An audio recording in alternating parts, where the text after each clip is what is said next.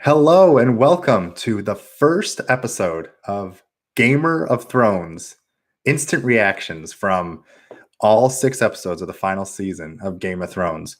My name is Adam Bankhurst, and you may know me from IGN, from Gamers Advocate, from Grow Like a Pro, and I've been wanting to do a Game of Thrones podcast for a very long time. And considering this is the last season, better late than never, right? So my idea was to start this show and after every episode do some instant reactions and just talk about what my initial thoughts were about the episode, give some feedback and everything. And then on Monday, tomorrow, I'm going to be joined by my Gamers Advocate co-host, Bill Roberts, and we're going to recap the episode, go much more in depth into what happened, what we think is going to happen, answer questions from all of you guys. If you want to be a part of the show, send in all your thoughts, your predictions, your questions, everything under the sun to podcast@gamerofthrones.com. Once again, that is podcast@gamerofthrones.com.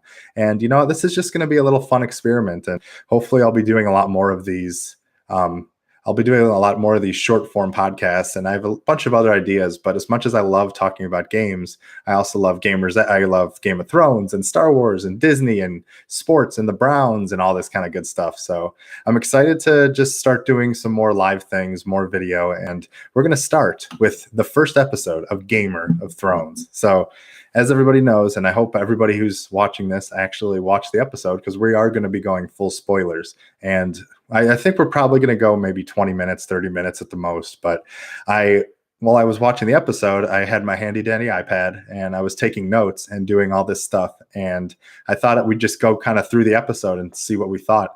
The first thing I noticed was the opening, which was like crazy, because for like the longest time, the opening of Game of Thrones, as iconic as it was, is a lot different. And seeing the wall torn down in the opening was very chilling, and no pun intended, if you catch my drift.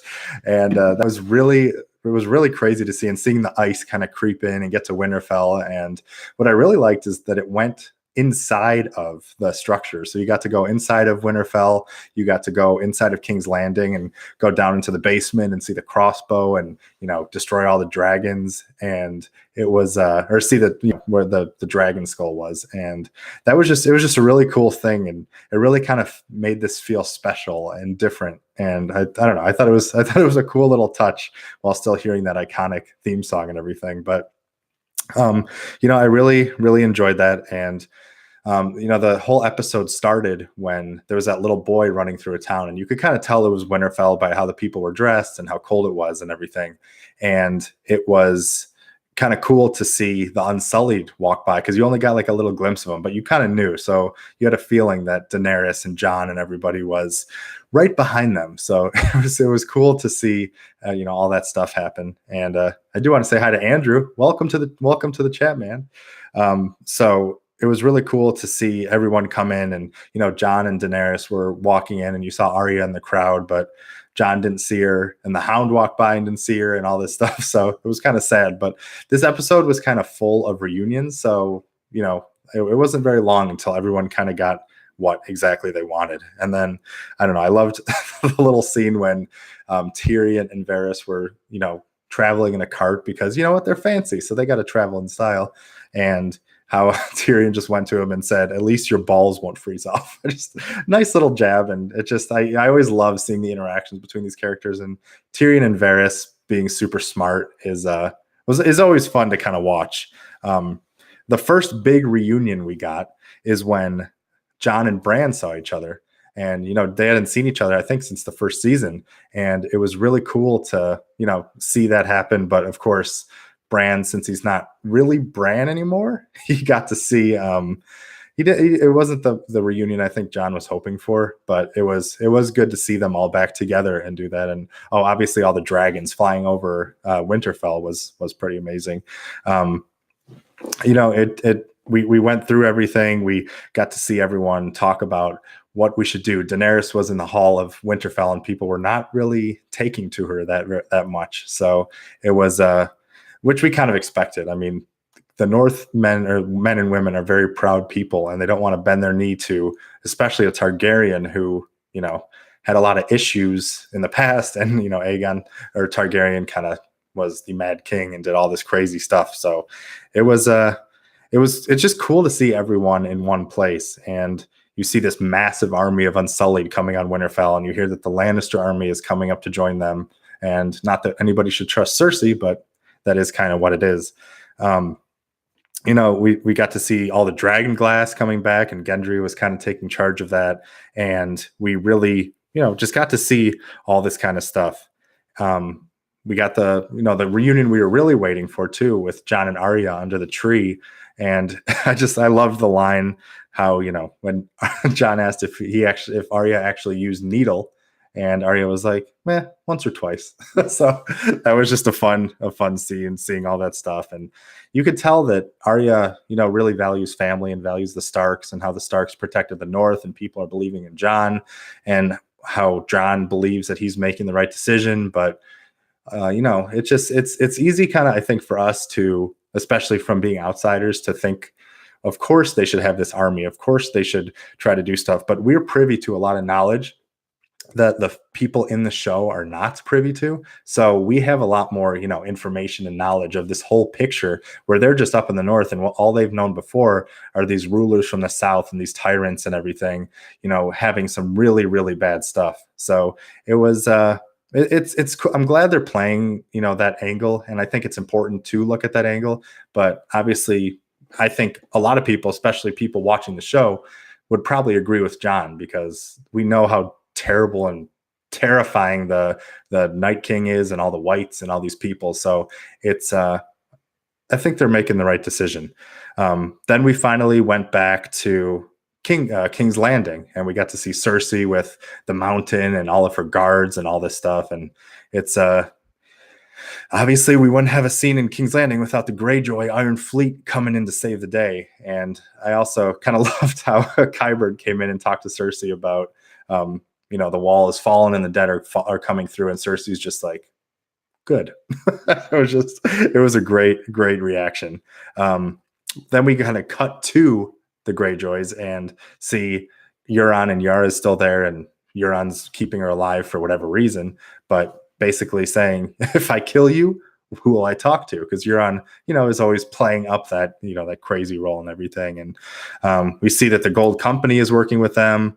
Unfortunately, they didn't bring any elephants, which was pretty crazy, but, that would have been cool to see it. But, they do not travel well. So I'm glad they have, some respect for animals and not just trying to just destroy everybody. But we got to check in with Bronn, and he was with 3 women when Qyburn came in and interrupted him and is trying to get him to take out Tyrion and Jaime because of all the betrayals and everything. And you know what? Cersei's right. So why would anyone go against her?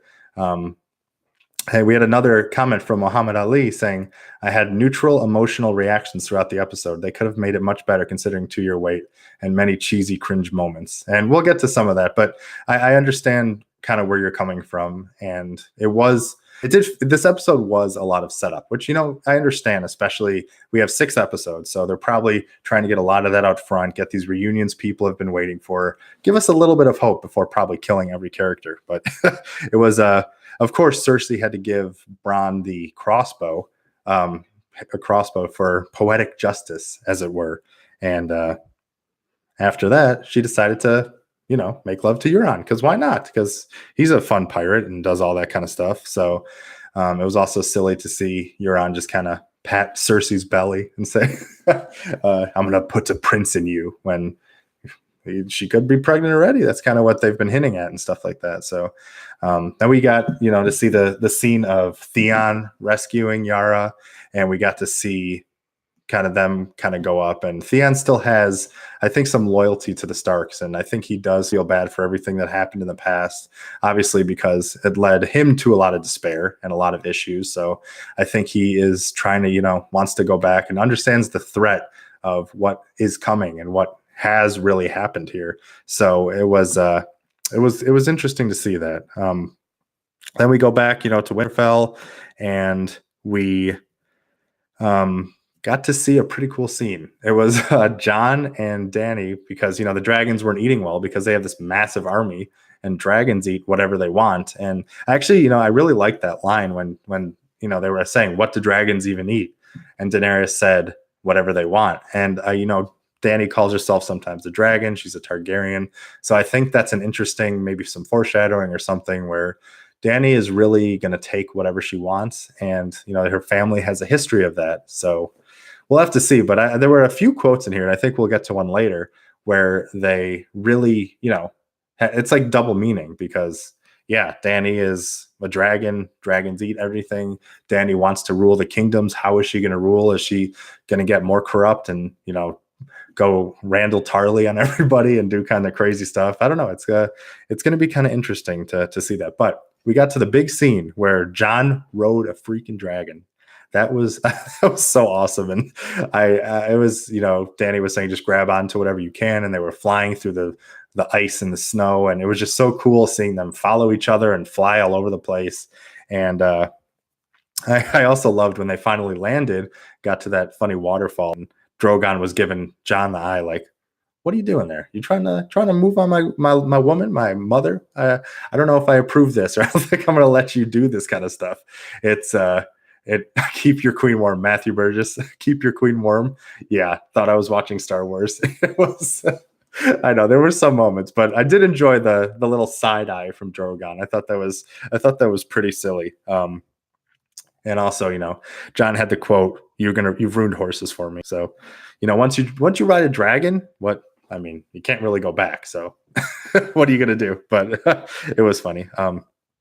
And then we went back and saw Gendry making a lot of the weapons, kind of in charge of making the dragon glass stuff. And Arya walked in and wants him to make some type of, it looks like some device, maybe a wrist device where kind of you shoot out an arrow or shoot out something poison and do stuff like that. And she's probably got some plans. She's probably got some ideas, and maybe it's some dragon glass arrows so she can be very mobile and do all that kind of stuff. And then I thought one of the best things was when the Hound and Arya kind of had their little reunion, because they had that huge journey together, and it was really cool to see, because obviously I wasn't expecting a hug and them to kiss and, oh my God, best friends, because Arya did leave the Hound and did rob him, which she said to his face, which I thought was fantastic. But when you're actually seeing the smile on the Hound's face for a second, it just warms your heart, because he's a cold, evil son of a biatch. And it was fun to see just how much he cares about Arya. He knows how she is, and I quote, a cold little bitch. It's so Hound-like, and just was very cool to see. So I really, really enjoyed that. And then we got to, some other things where Jorah and this was probably, I think, there were a lot of big reunions and big moments in this episode, but I think the one that really hit me the hardest was the scene between Jorah and Daenerys and Sam, because, Jorah and Dany went down to find Sam. And obviously Jorah told Dany that Sam was the one who stuck up for him, who healed him, who did all this stuff. And, but obviously Dany killed Randall Tarley and Dickon, and that was Sam's brother and father. And, they had a very complicated relationship, and Randall basically said Sam is, not family anymore. He's not part of the thing. And he is, they left on bad terms. And, Sam asked for a pardon from stealing books from the Citadel and from stealing the sword from his home, because, he did steal it, but he had some right, because they were being kind of evil. But man, the acting by I think John Bradley, I think is his name, was just the look in his eyes, and you can see how he was trying to stay proud and trying to respect the queen. But when first he said that the Randall did not really listen, so he didn't bend the knee, so I had to set an example, because we gave him a chance. We gave him an out. But if you don't listen and you don't stay in line and you don't really do what we need you to do, then there's going to be some problems. So, you could see it, but then he's like, my brother taking over is not going to be the worst thing. It's pretty good. But then when, they said that he also did not take a knee and stood by, and you just saw Sam's world just crash, because, as terrible as these people were, as terrible as, family can be, at the end of the day, they still are family. And I think that's one of the saddest parts, especially when there's family members who have issues and have problems. There's still that, you want your family to love you. You want your family to be proud of you. And you always think that there's time. People get in fights, they get in little quabbles and quarrels, but usually they know that sooner or later that they're going to make up, they're going to find a way. But the sad thing about life is that you don't really know what tomorrow holds. So you don't know when you're going to have a chance to make up, to make things right, to make your family proud, to prove them wrong, to do anything. And Sam had that chance taken from him, and he's always going to have to leave his family in that situation where he stole the sword, and it was just such a bad thing. And it was, I don't know, that it just really, really hit me. And it fed into the next scene with Sam and Jon, which was another, what's a great reunion, because they were such good friends. And, Sam has been there since the beginning and started off not knowing anything and has really, grown a lot as a character. And it was a very nice reunion. But then you saw what happened with Sam, and then he started asking what would you have done in that situation, and brought up the fact that, hey, especially after, Bran talked to him, that, you're the king. You're the rightful king of the Seven Kingdoms. You are Aegon Targaryen, sixth of his name, and you really have the best claim to the throne. And this was a big moment, because you could see, the look on Jon's eyes, like, what is going on? What am I going to do? Because it's one thing too, where he talks about giving up the throne. Sam brought up, would Daenerys do the same? Would she kind of be that type of ruler where it's not about a throne, it's not about titles, which was a lot about what this episode was, and about bending the knee. But I think another big thing is, obviously, they've slept together, and there's clearly some love interest there, and some things in there that are very much Cersei and Jaime's status. So it's going to be interesting to see what happens. Is Jon going to hide this secret and continue going, but maybe distancing himself from Dany, which could cause a rift and could make Dany suspicious and really kind of undermine the whole alliance and Jon's trust and everything? Or will, they embrace it and say, you know what, we're in love. This is kind of how things are. I don't know. It's going to be interesting, because Jon is in a very precarious situation where a lot of the houses and the people don't want to bend the knee. They don't want to be beholden to this ruler who's brought the Dothraki and brought the Unsullied and these people to their lands, when they put their faith in Jon, into someone in the north. But as I've mentioned in episodes past, people are very fickle, so their loyalties kind of lie with whatever is kind of happening that day. And it's tough, because, like I said, this is the biggest problem, and I think it's something that I think people may take for granted. But the people of Winterfell don't know anything that's happening. They don't really know what's happening at King's Landing. They don't know really what's happening behind the wall besides rumors. They're not privy to all this knowledge. So all they're seeing is they have this guy who's supposedly the king in the north, but he's giving up his rule for some random woman who says she's going to do stuff. But why would you trust people, especially with their past? So I don't know. I think that's a very interesting theme that they're playing with. So I don't know. I thought it was pretty cool. Then we went to a scene that I was very confused about at first. I'm like, oh, hey, there's Winnie, guys. Winnie, say hi. There's my cat. Where, Tormund and Beric were kind of going through this castle, this snow-filled place, and I wasn't really sure what was going on. I figured it was some kind of castle. Maybe it was by the wall, because, last time we saw Tormund and them, they were by the wall when it went all exploded and stuff. But soon, I realized that, this is the Umber's home, where, Lord Umber, who's the little kid who, after, they sided with Ramsay Bolton, he was going back to get his men because he wanted more horses, and Sansa and all them were like, yeah, we can spare some people.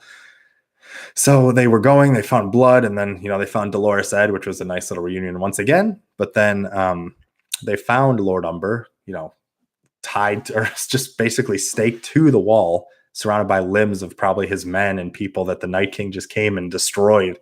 And man, when his eyes went up and he just went, Rah! It was freaky. That made me jump a little bit. And I have a dog named Ori, and he started barking at the TV, because that was a loud pitch scream that was going on for a while he was just burning to death and going under all the flame and stuff. So it was that was pretty good. That was a pretty good scene. But then we cut to Winterfell, and there's this cloaked man riding in on a horse, and what do you know? It's good old Jaime Lannister, the Kingslayer. And there was kind of a really nice ending, especially for the episode that basically should be called the reunions, when he ran into Bran and they just kind of had that face off at the end with a little cut to black. And we all know what happened last time that those two met, when Jaime just went boop and, he fell off. And it, in a sense, Bran should thank Jaime because of Jaime, he's the three-eyed raven and he's all powerful. So, make it's a thing. Everything happens for a reason. Well, maybe that shouldn't have happened, because don't ever push a kid out of thing, because that's very not nice. But that was basically the episode. That was really the first episode, and it was good. Like, it was a good Game of Thrones episode. I enjoyed my time with it, but it wasn't anything revolutionary. There were cool moments, like the moment with riding the dragon was awesome, and the reunions, and moment with Sam and Arya and Jon getting back together, but it wasn't anything too crazy. But it was a good setup episode, which you need good setup. You need people getting to the right places. You need things so you can get all the pieces in place so you can make the big move. And with only 5 episodes left, they're going to have to move very, very quickly. And unfortunately, I feel like the next 5 episodes are also going to be very bloody, and we're probably going to lose a lot of these characters that we've known to love, because this war is not going to be one that's PG, or that's going to really be, just kind of play war or something. The Night King is not going to take prisoners. They're going to either turn you into like a warrior, or they're going to destroy you with really no remorse. So getting everyone in the right place, giving us a little bit of hope, seeing the things we were kind of wishing to see, seeing Jon and Arya and Jon and Sam again, and all these people was a nice little treat. But it was, I think we're in for some trouble, guys. So it was, like I said, it was a good episode. It was a lot of good setup, and some things hit better than others. And I enjoyed my time. It's fun just being back in this world and being the beginning of the end of Game of Thrones. So that's pretty much my initial reactions of the episode. I enjoyed some of the themes. I liked seeing everybody everywhere. There's a lot of issues with the North and feeding this army, and what are they going to do if people start turning on them? And is Sansa and Arya and Jon going to be a family and stick together? Are they going to kind of get their separate ways going? What's going on with all this stuff? So it will be interesting to see as we go on. And it's just crazy. We only have 5 more weeks left of this, but tomorrow, Bill, my co-host for Gamers Advocate, is going to join me, and we will be going through a full recap of this episode, and we'll go through predictions and questions and what we think is going to happen, and just kind of what this is, but a little more, like I said, a little more long form and stuff like that. So I just wanted to, I love getting an instant reaction and not really studying or not really reading anything, and just boom, this is what I felt. This was crazy. And, I was hoping to end the episode with some cliffhanger where I was just going to start this live stream like, oh my God. And while it was a cool moment, it wasn't quite that, but there's a lot of hype, since considering the last episode didn't air until 27, or hasn't aired since 2017. So it was good. I enjoyed it. I'm glad to be back in the world of Game of Thrones, and I'm excited to do this every week and come back tomorrow and talk some more and just see where this journey takes us. So I really want to thank everyone who joined, Andrew and Mohammed and Matthew and anybody else watching. And I really want to encourage people to subscribe to us on iTunes or on Spotify or Google Play Store, and review us if you can. Be a part of it. If you want to be a part of the show, if you want to send in your thoughts, if you want to send in your predictions, your questions, anything, send it to podcast@gamerofthrones.com. Once again, that is podcast@gamerofthrones.com. If you want to follow me on Twitter, you can follow Gamer of Thrones at @gamerofthrones, or you can follow me at Adam Bankhurst. And you can catch, a lot of our other shows that we do, because this is kind of a spin-off from some other stuff that we do. I do a gaming show called Gamers Advocate, because I'm actually a writer for IGN.com, and gaming is very near and dear to me. So it's that's kind of where the Gamer of Thrones part comes in for anybody questioning that. And we also do an episode, a business podcast called Grow Like a Pro, where we talk to entrepreneurs and people in the business world and ask them, how did you get to the level of success you had? What tips do you have for people? And it's really cool. I really want to thank our sponsor, Genesis Marketing Group, who is an incredible marketing and advertising agency, who's actually in the process of building a logo for the show that I think you're going to really like. And it's a really fun idea. So they're an awesome group, and you can really visit them, and they can build websites, do all this kind of awesome stuff for you. So just want to thank Genesis, and I also want to thank Sean Beeson for our awesome intro and outro music. And, I'm looking forward to coming back on tomorrow. And this episode will go live on podcast feeds and will be available on demand and stuff. And I hope you kind of enjoy this. This is new to me, so sorry if I'm rambling a little bit or doing stuff, but I'm excited to, do a lot more live things and videos and really get more out there, because this is what I love to do. I love being a part of the community and talking about all these awesome things, and really just it's fun. I enjoy it. So I thank you all so much for coming along for this ride, and say bye to Winnie. Bye, Winnie. And just know that, I love you. I don't know you all that well, but just know if you came and you're listening, you mean a lot to me, and it really does mean the world to me. And, I hope you have a great day and or night, and we will see you tomorrow. Bye, guys.